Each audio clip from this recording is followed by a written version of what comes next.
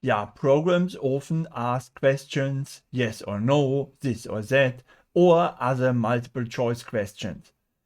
The user must select one of the given options, which I refer here to as quote unquote forcing a decision.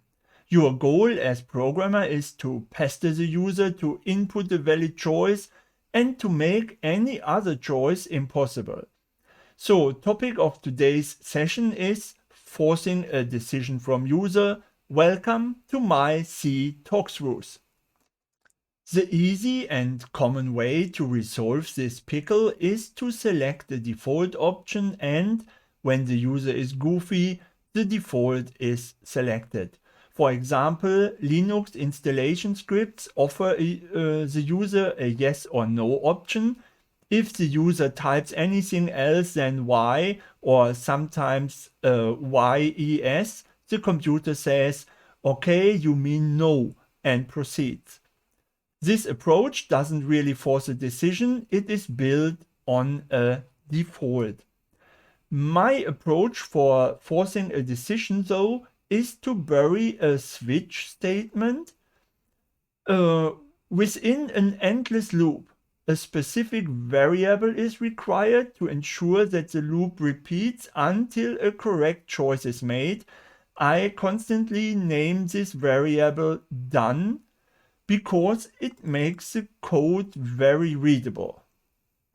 To keep things straightforward, I often create my own Boolean values by setting up two constants, true and false, which I assign a 0 and a 1 to. Variable done is initially set to false, so 0, as the while loop's condition is with an exclamation mark here. It means so long as not done, while it translates to true, so the loop repeats until the value of done becomes false. Within the while loop, switch statement the switch statements filter for correct responses. If any of the 6 options cases are used as an input, the code outputs a confirmation text, or sometimes in real life it may be something more interesting, and the value done becomes true. So the loop is done then. So be aware of this here. Upper and lowercase option in 2 consecutive cases work totally fine in C because all statements following any case are assumed falling through by default. So it doesn't matter if line 23 becomes true or line 24 is the one triggering the option, the program continues at line 26 in that cases. The default value here, the default case, handles any kind of invalid input. An error message is output and the inner loop churns through whatever text lingers in the std_in input buffer until a new line is encountered. That is done here with this line. This statement gobbles the new line as well, which makes stream input behave in a familiar manner for the user. Please note that in case A, B, or C are triggered, that std_in is not cleaned up and there may remain some leftovers from your input when your program continues on line 47. If you want to avoid that, you need to add another of that std_in cleaning lines to flush std_in.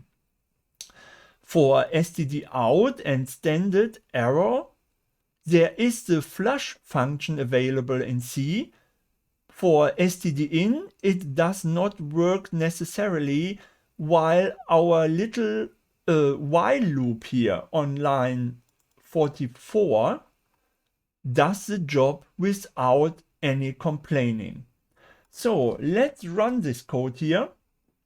And as you see, if I input something totally unnecessary like hello or the option D, it just asks me to input again, and makes me gives me a note that I have to input ABC.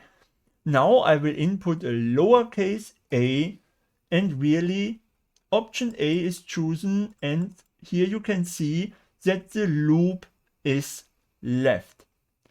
So in my opinion, the method presented in this video is kind of elegant and can easily be adapted to any number of options for forcing decisions. If you don't like to check for upper and lower case in the switch cases, you could implement the same behavior with the functions toUpper or toLower on your input, but I prefer to be aware of both cases when reading the code later.